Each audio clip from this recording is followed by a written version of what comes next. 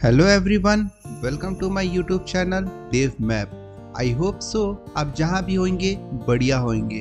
तो चलिए बढ़ते हैं हम वीडियो की तरफ। लेवल 3 जिसमें हम पढ़ रहे होंगे हाइपरलिंक एंड मल्टीमीडिया एम्बेडिंग। तो चलिए हम शुरू करते हैं सबसे इम्पोर्टेंट टॉपिक के साथ, जो कि है पहला अपना एंकर टैग। एंकर टैग एक ऐसा टैग है जो हमें हेल्प कर रहा होता है क्रिएट करने में लिंक। ये जिस भी कंटेंट को अपने अराउंड रैप करके रखता है वो क्लिकेबल लिंक बन जाता है, जिसका मतलब यह होता है कि जब हम इस टेक्स्ट पे राइट क्लिक कर रहे होंगे तो ये हमें उस पेज से दूसरे पेज में या उस वेबसाइट से दूसरे वेबसाइट में ले जा रहा होता है। और इसको ले जाने के लिए जो हेल्प कर रहा होता है वो कर रहा होता है href एट्रीब्यूट, जिसे हम बोल रहे होते हैं हाइपरलिंक रेफरेंस, जो कि डिफाइन करता है एक URL। और एक और एट्रीब्यूट एग्जिस्ट करता है जो कि है टारगेट एट्रीब्यूट। ये हमें हेल्प कर रहा होता है न्यू टैब में जाने के लिए। बेसिकली ये हम लोग देखेंगे जब हम कोड कर रहे होंगे। देन आगे हम बढ़ते हैं और देखते हैं, जैसे कि हम लोग यहाँ एग्जांपल देख पा रहे हैं। एंकर टैग है, हाइपर टेक्स्ट रेफरेंस है, ये URL है, एड्रेस है कि कहाँ ले जाएगा। फिर ये टाइटल है, टाइटल भी हम लोग देखेंगे कि इसका क्या यूज़ है। एंकर टेक्स्ट है यानी कि लिंक टेक्स्ट है। क्लोजिंग एंकर HTML टैग है ये। तो ये तो हम लोग देख लिए और आगे ठीक है। तो चलिए हम इसको कोड करके चेक करते हैं, लर्न करते हैं। पहले हम यहाँ एक न्यू फाइल बना लेंगे जिसका नाम होगा माई सेकेंड page.html। फिर हम बॉयलर प्लेट को यहाँ लिख लेंगे शॉर्टकट के थ्रू। देन हम क्या करेंगे, बॉडी के अंदर हम लिख रहे होंगे anchor tag.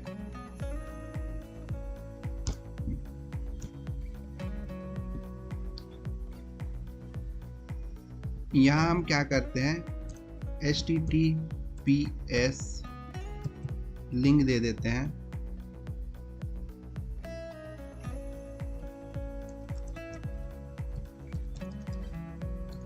google.com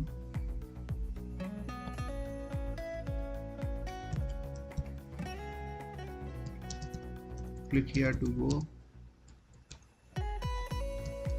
Google page. Okay, अब इसको हम क्या करेंगे, इसको हम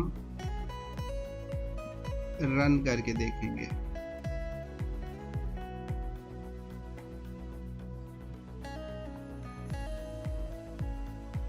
माई सेकंड पेज पे क्लिक करेंगे।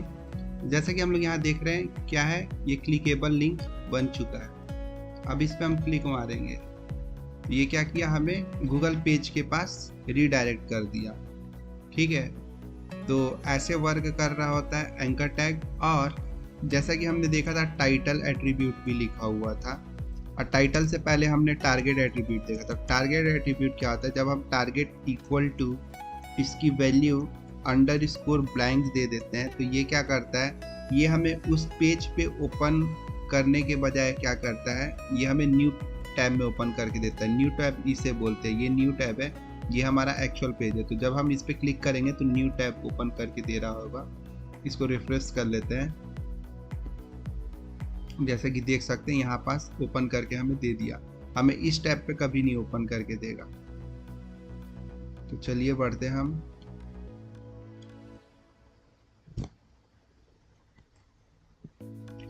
देन हमने जैसा कि देखा कि URL हम लिख रहे होते हैं, एट्रीब्यूट के वैल्यू में URL लिख रहे होते हैं, एड्रेस डाल रहे होते हैं। तो वो एड्रेस हम किस तरीके से, कितने तरीके से लिख सकते हैं, तो हमें यहाँ पास ध्यान रखना ये चीज़ है कि ये दोनों हमें ज़्यादा यूज़ कर रहे होंगे हम, और बाकी ये सारी चीज़ों को हम बस देख लेंगे एक बार ताकि मालूम रहे बेसिक नॉलेज। पहले हम देखते हैं एब्सोल्यूट यूआरएल को। तो एब्सोल्यूट यूआरएल क्या होता है? एब्सोल्यूट यूआरएल के अंदर एक फुल एड्रेस होता है एक्सटर्नल वेबसाइट्स के साथ, जिसमें हमारा HTTP और HTTPS ये पूरा इंक्लूड होता है, ठीक है। और जैसा कि हम लोग यहाँ एग्जांपल देख चुके हैं गूगल का कि हमने पूरा एड्रेस दिया था HTTPS के साथ, ठीक है। देन उसके बाद हम देखेंगे रिलेटिव यूआरएल। रिलेटिव यूआरएल होता क्या है? इसमें हम एक शॉर्ट पाथ यूज़ कर रहे होते हैं लिंक करने के लिए अपने वेबसाइट्स को विथ इन मतलब ओन वेबसाइट्स में, यानी कि हमारे खुद के ही वेबसाइट पे लिंक करने के लिए यूज़ कर रहे होते हैं। और ये डिपेंड करता है फोल्डर के स्ट्रक्चर पे। चलिए इसको देख लेते हैं एक बार एग्जांपल के थ्रू, जैसा कि हम लोग प्रीवियस वाला देख चुके हैं, इसको भी देख लेते हैं।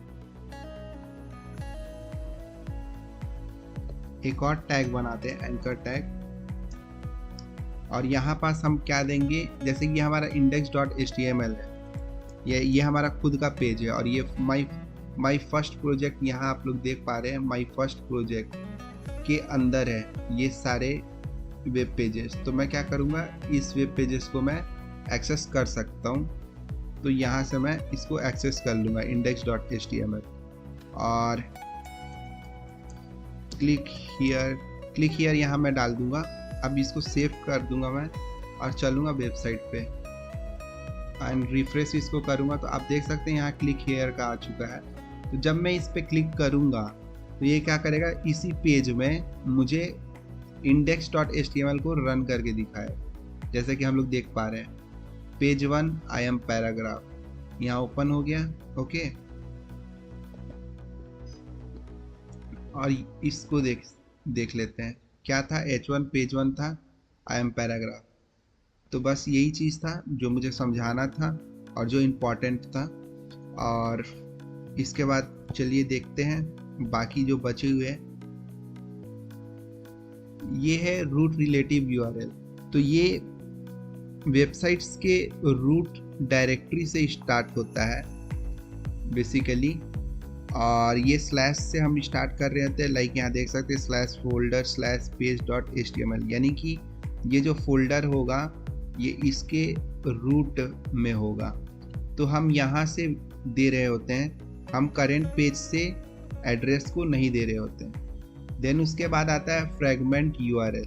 फ्रेगमेंट यूआरएल क्या होता है, जैसे कि सेम वेब पेज पे जब हम डिफरेंट सेक्शन में डिवाइड कर देते हैं, लाइक अबाउट अस हो गया, देन सर्विसेज हो गया, देन फुटर हो गया, समथिंग इस टाइप के सेक्शंस में जैसे डिवाइड्स होते हैं ना, तो उस पे डायरेक्ट पहुंचने के लिए हम लिंक क्रिएट करके रख देते हैं साइड में, कहीं ऊपर साइड में, कि लाइक नेविगेशन बार पे क्लिक मारेंगे तो नेविगेशन बार पहुंचा देगा, अबाउट अस पे क्लिक मारेंगे तो अबाउट अस पे, करियर पे क्लिक मारेंगे तो करियर पे पहुंचा देगा, लाइक डैट। तो इसका भी हम लोग एग्जांपल देख लेते हैं। और ये कैसे पहुंचाते हैं, बेसिकली जो हमारे पास टैग होता है उसके अंदर हम आईडी दे देते हैं, और एंकर टैग के अंदर हम हैश करके उस आईडी का नाम लिख देते हैं। जैसे कि हम लोग देख पा रहे हैं सेक्शन 1, हैश करके सेक्शन 1 लिख दिया ये आईडी का नाम, तो जिससे क्या है ये वहाँ पास हमें पहुँचा देता है। तो देख लेते हैं इसका भी एक लाइव एग्जाम्पल।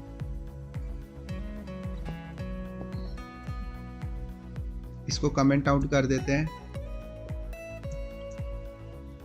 जैसा कि मैंने एक डिव टैग का यूज किया एंड देन मैंने आईडी दे दिया सेक्शन 1, ओके, सेक्शन 1 दिया। देन मैं इसके अंदर क्या करूंगा, लाइक समथिंग मैंने कुछ इस टाइप का लिख दिया, पेज 1 दे देता हूँ इसको मैं।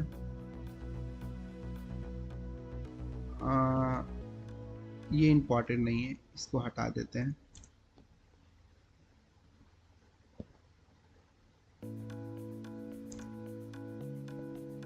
ये मैंने जैसे कि यहाँ पास दे दिया, ठीक है।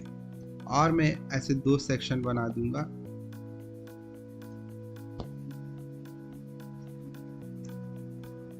शॉर्टकट के थ्रू।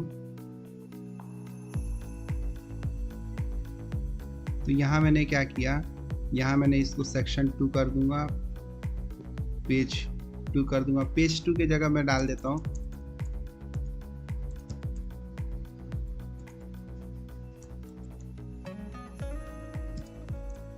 अबाउट अस, ठीक है। यहाँ मैं डाल दूंगा करियर। सेक्शन 2 हो गया, ये सेक्शन 3 हो जाएगा। और यहाँ पास मैं क्या लिख दूंगा, about us, carriers, contact us मैंने डाल दिया, ठीक है। ये सारी चीज़ें करने के बाद मैं क्या करूँगा, एक टॉप पे एंकर टैग का यूज़ करके अब मैं लिंक करूँगा जिससे मैं डायरेक्टली पहुँच सकूँ। एंकर टैग का यूज़ किया। अब मैं क्या करूँगा, हैश लगाऊँगा और जैसा कि मैंने आईडी दिया था तो सेक्शन 3 करके मैं आईडी दे दूंगा यहाँ पास, ठीक है। और यहाँ मैं सेक्शन 2, यहाँ सेक्शन 1 ऐसे करके मैंने आईडी दे दिया। अब मैं क्या करूँगा, इसको सेव करूँगा और मैं ओपन करता हूँ वेबसाइट को। जैसा कि मैं यहाँ देख पा रहा हूँ एंड आई थिंक मैंने इसके अंदर कुछ टेक्स्ट नहीं लिखा इसलिए वो डिस्प्ले नहीं हुआ। यहाँ मैं लिख देता हूँ not career, it's contact us था, देन अबाउट अस, यहाँ अपना था करियर, ठीक है। अब इसको सेव कर लेंगे। अब चलते हैं अपने पेज पे। तो जैसे कि यहाँ देख पा रहे हैं, जैसे मैं क्लिक मारूंगा कॉन्टैक्ट अस पे, ये क्या करेगा, कॉन्टैक्ट अस ओपन कर देगा, अबाउट अस ओपन करेगा, करियर ओपन कर देगा। बट ये हमें सामने दिख रहा है इसलिए ये इस तरीके से ओपन नहीं करके दे रहा है।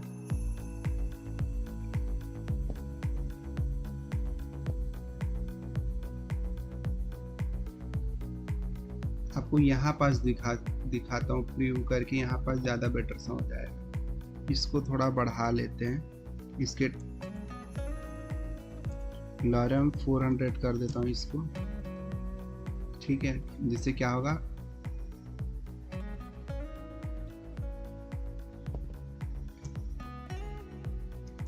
लॉरम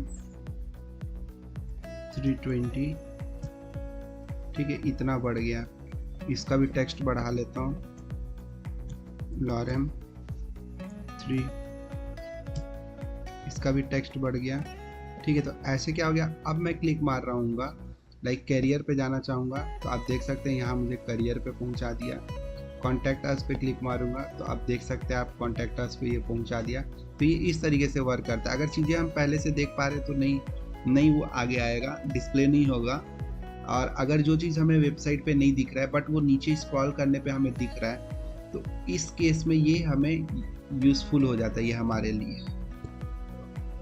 देन हम बढ़ते हैं नेक्स्ट मेल टू लिंक की तरफ। ये क्या करता है, ये बेसिकली जब हम मेल टू कोलोन डालने के बाद यहाँ हम क्या करते हैं, अपना जीमेल आईडी डालते हैं। तो ये हमें हेल्प करता है ईमेल पेज पे ले जाने के लिए, एक ईमेल बनाने के लिए हेल्प करता है, जिससे हम क्या कर सकते हैं, क्लाइंट को सेंड कर सकते हैं ईमेल डायरेक्टली, ठीक है। देन उसके बाद हम देखेंगे इमेज टैग के बारे में। इमेज टैग क्या होता है, इमेज टैग हम यूज़ करते हैं वेब पेज पे इमेज को डिस्प्ले करने के लिए, और ये सेल्फ क्लोजिंग टैग होता है, HTML5 में ऑप्शनल होता है बेसिकली। यानी कि अब HTML5 में हमें क्लोजिंग टैग डालने की ज़रूरत नहीं है, ओपनिंग टैग डाल देंगे is more than enough. And इसे हम यूज़ कर रहे होते हैं विद इन ए पैराग्राफ और लाइन। क्लोजिंग टैग रिक्वायर्ड नहीं होता जैसा कि मैंने बताया। और यहाँ आप एग्जांपल देख सकते हैं src सोर्स, और यहाँ ऑल्ट देख सकते हैं इमेज डिस्क्रिप्शन, और यहाँ हम इमेज का URL दे रहे होते हैं। देन हम नीचे देखते हैं कुछ इंपॉर्टेंट एट्रीब्यूट्स। वो इंपॉर्टेंट एट्रीब्यूट्स ये है src जो पाथ बताता है, अल्टरनेट अगर हमारा इमेज लोड नहीं होता है तो क्या टेक्स्ट शो करेगा, समथिंग लाइक लोडिंग या एरर इन लोडिंग, इस टाइप की चीज़ें शो होगी। अगर हमें विथ और हाइट डिफाइन करना है तो हम एट्रीब्यूट विथ का यूज़ कर सकते हैं, हाइट का यूज़ कर सकते हैं। और जब हम टाइटल का एट्रीब्यूट का यूज़ कर रहे होंगे तो टाइटल के अंदर जो भी वैल्यू लिखी होगी, फॉर एग्जांपल इमेज लिखा होगा, तो मैं जब माउस को होवर करूँगा तो इमेज मुझे शो कर रहा होगा। फिर लोडिंग एट्रीब्यूट होता है जिसमें लेज़ी लोडिंग आता है, और स्टाइल ऑप्शनल है, करना चाहे तो कर सकते हैं। और यहाँ हम एग्जांपल देख सकते हैं कि किस तरीके से डिफाइन किया हुआ है। और चलिए हम कोड करके देख लेते हैं, इसको हटाते हैं।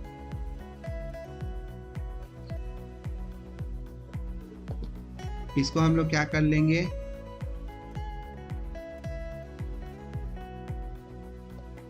इसको हम लोग कमेंट आउट कर देते हैं।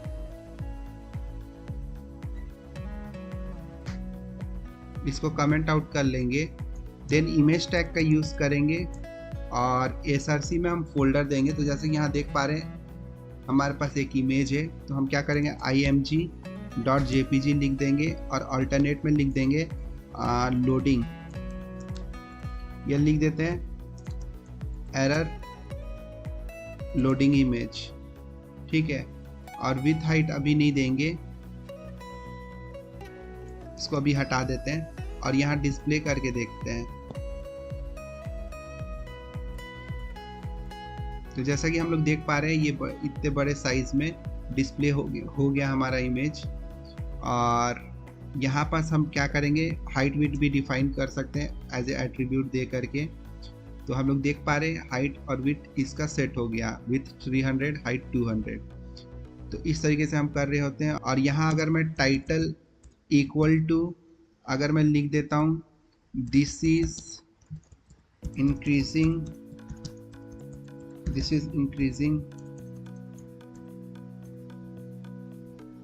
Line graph, this is increasing line graph. अब मैं यहाँ पास होवर करूँगा तो क्या आएगा, this increasing line graph show हो रहा है। यानी कि टाइटल में जो भी करेंगे हम ओवर जैसी करेंगे, इसके ऊपर ले जाएंगे माउस को तो ये शो करेगा। तो ये इमेज के बारे में था जो भी था। देन उसके बाद हम बढ़ते हैं अपने दूसरे टॉपिक की तरफ, वो है एम्बेडिंग एक्स्ट्रा कंटेंट। यानी कि हम एक्सटर्नल फाइल से अपने वेब पेज में लाइक ऑडियो, वीडियो, वेबसाइट्स को कैसे डिस्प्ले करेंगे अपने वेब पेज पे। तो जो हम टैग यूज़ कर रहे होंगे वो आई फ्रेम का यूज़ कर रहे होंगे, वीडियो का यूज़ कर रहे होंगे, ऑडियो का यूज़ कर रहे होंगे। और ये जो दो टैग है ये पुराने टैग है जिसको इन मॉडल वेबसाइट हम यूज़ नहीं कर रहे होते हैं। हम इन दोनों के बदले आई फ्रेम का यूज़ करके हम सारा काम परफॉर्म कर रहे होते हैं। तो चलिए बढ़ते हैं आगे वीडियो टैग की तरफ। वीडियो टैग एक ऐसा टैग है जो कि हमें हेल्प कर रहा होता है वीडियो को ऐड करने में वेब पेज पे, और चाहे वो ऑनलाइन हो या लोकल हो हम इम्बेड कर सकते हैं। और इसको हम लोग एट्रीब्यूट के थ्रू कंट्रोल कर रहे होते हैं। और ये इम्पॉर्टेंट होता है कि हम इंक्लूड करें कंट्रोल्स को, अदरवाइज हमें प्ले एंड पॉज, वॉल्यूम, ये सारी चीज़ें हमें शो नहीं हो रही होती है। ये हम देखेंगे अभी कोड करके। और ये हमारा बेसिक स्ट्रक्चर है, सिंटैक्स है। और कॉमन एट्रीब्यूट्स देखें तो कंट्रोल है, ऑटो प्ले का है, लूप का है, म्यूटेट का है, पोस्टर का है। और यहाँ हम लोग देख पा रहे हैं कि कैसे लिखना होता है। और ये आगे भी हम इसको ऐसे लिख रहे होते हैं। और क्यों लिख रहे होते हैं इसके बजाय ये भी हम समझते हैं। तो हम यहाँ क्या करेंगे, एक वीडियो एट्रीब्यूट का यूज़ कर लेंगे और यहाँ पास हम वीडियो का URL डाल देंगे।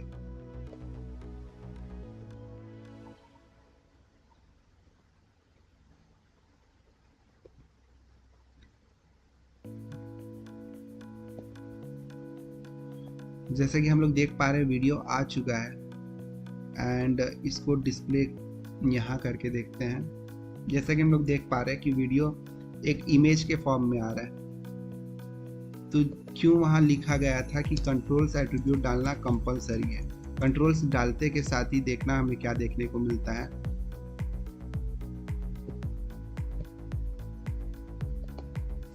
ये देखो प्ले का मिल गया, ऑडियो का भी मिल गया। यहाँ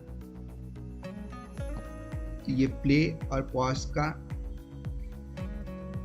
फंक्शनैलिटी हमें मिल गया कंट्रोल्स एट्रीब्यूट लिखते के साथ, इसलिए ये रिक्वायर्ड होता है। फॉर एग्जांपल मुझे इसका बाय डिफ़ॉल्ट हमेशा मुझे म्यूट रखना है, तो उसके लिए मैं क्या यूज़ करूँगा, यहाँ पास म्यूटेड लिख दूँगा। म्यूटेड लिख दूँगा तो इससे क्या होगा, मेरा बाय डिफ़ॉल्ट म्यूट रहेगा जो भी इस पेज पे आएगा, जैसे कि हम लोग यहाँ देख पा रहे हैं।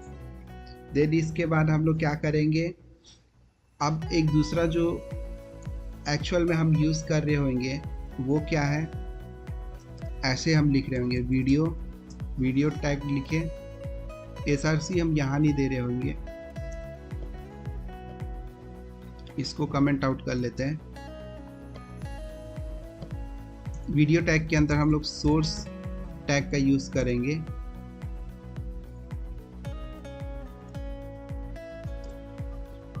और यहाँ हम लिंक दे देंगे, इस तरीके से दे देंगे। और यहाँ हम लोग कंट्रोल्स लाइक दिस टाइप से विथ 600 ना देके 350 दे देते हैं। हाइड कर नीड नहीं है। जैसे कि यहाँ देख पा रहे हैं प्ले हो रहा है, बाय डिफ़ॉल्ट म्यूटेड है। यहाँ प्ले पॉज वगैरह कर सकते हैं, ठीक है। और हम यहाँ सोर्स क्यों दे रहे हैं, सोर्स देने का मीनिंग ये है कि फॉर एग्जांपल ये जो फॉर्मेट MP4 है अगर सपोर्ट नहीं करता तो हम एक और यहाँ सोर्स डाल देंगे। यह MP4 ना होके ये WebM का फॉर्मेट में होता,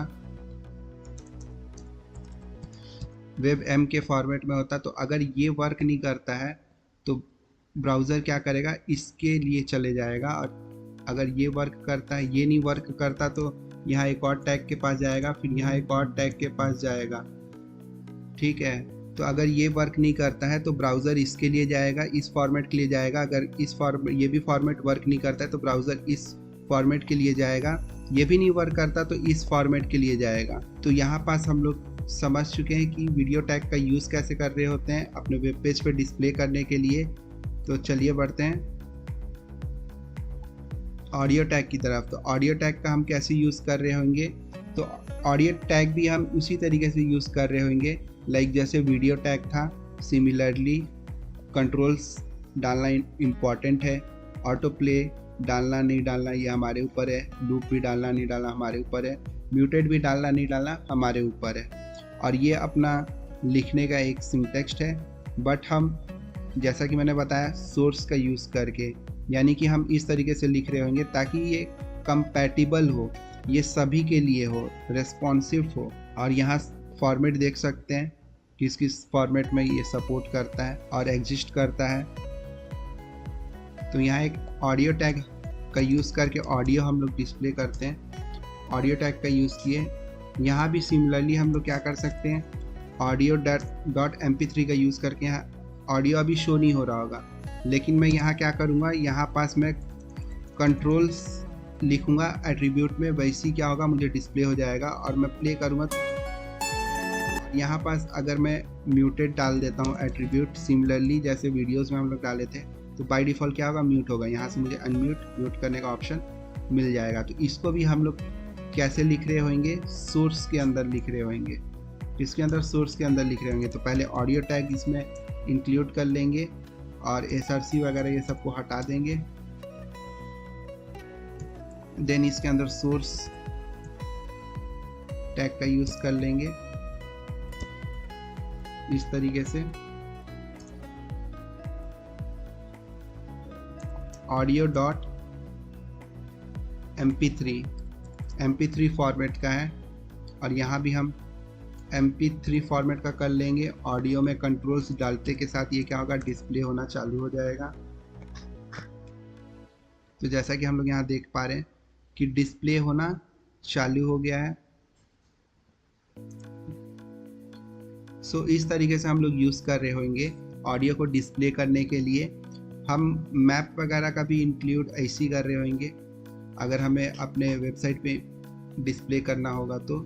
जैसा कि यहाँ पर समरी लिखा हुआ है, आई फ्रेम का यूज़ करते हैं मैप, वीडियोस, वेबसाइट वगैरह इम्बेड करने के लिए वीडियोस का यूज़ करते हैं हम। वीडियो टैग का ऑडियो के लिए हम यूज़ करते हैं ऑडियो टैग का।